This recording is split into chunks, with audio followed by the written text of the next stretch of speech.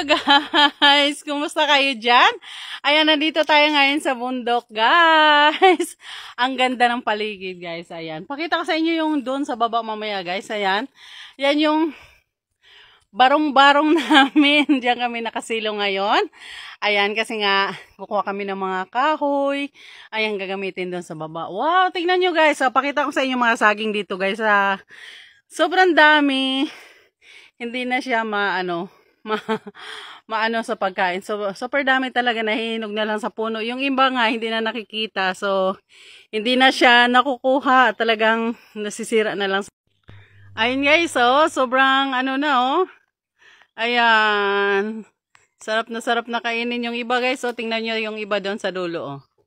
Hindi na siya nakukuha. Ayan, nasira na lang. Nawala na. Kinain na ng mga ibon. Ayan. So, yan siya guys.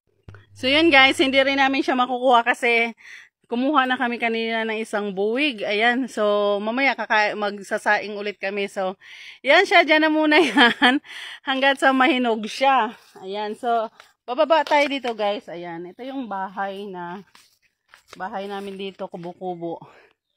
Ayan, so dyan kami ngayon. Ayan.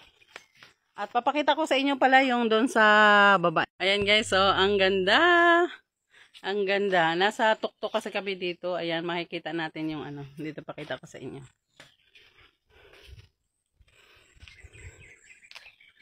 Ito tayo. Ayan guys, Ayan. Ganda ng mga tanawin, Yun, bundok na bundok doon, Pero naaabot pa rin ng mga kapatid ko yan guys pag pumunta doon. Kasi nandyan yung mga raberan. Ayan. Napakaganda ng lugar. Ooh. Yan ang sasaingin namin mamaya guys. Ayan, binawas lang namin sa kinuha namin kanina doon sa kalsada. Ayan.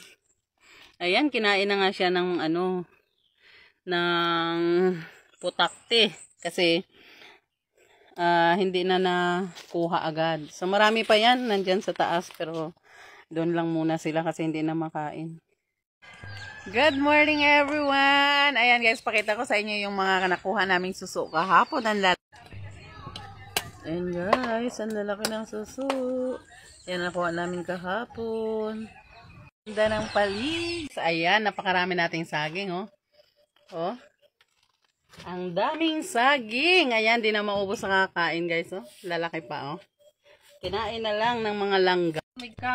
Tanghalian tayo guys. Ayan, ang ulam natin ay sinabawang munggo na may mga sahog-sahog. Ayan, Ayan, at may saging tayo. Mais ang aming kanin. Ang sarap at di mawawala ang ginamos na may sili at suka.